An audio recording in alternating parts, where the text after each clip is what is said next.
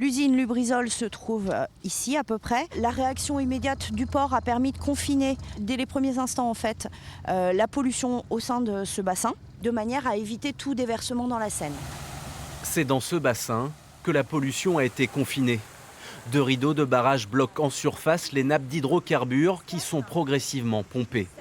Ici, la police de l'eau peut mesurer clairement l'ampleur des dégâts. En Seine, ce qu'on observe couramment, c'est qu'on a des concentrations d'oxygène qui sont de l'ordre de 8 à 9 mg par litre. En dessous de 3 mg, c'est un seuil de mortalité. Tant que le nettoyage ne sera pas fait, le bassin n'est pas propice à la vie aquatique. Et au fond du bassin, on est proche de zéro.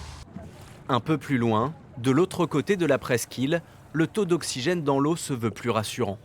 On est juste de l'autre côté. Pour autant, on a une concentration d'oxygène qui est tout de même compatible avec la vie aquatique. Donc c'est positif. Ça veut dire quoi? Ça veut dire que le barrage, il a quand même fait son effet de retenir le plus gros de la pollution de l'autre côté. Depuis l'incendie, la direction départementale des territoires et de la mer multiplie ses campagnes de prélèvement pour juguler au mieux cette pollution. Notre stratégie continuera à être améliorée au fur et à mesure du temps, soit en ajoutant des éléments d'absorption, soit en ajoutant des éléments de filtration, soit en augmentant la quantité de pompage, ou alors en modifiant les matériels de pompage pour être plus fin dans la façon dont on opérera. Des analyses plus fines sont en cours dans des laboratoires spécialisés. Elles pourront notamment établir précisément quelles substances toxiques sont présentes dans la Seine.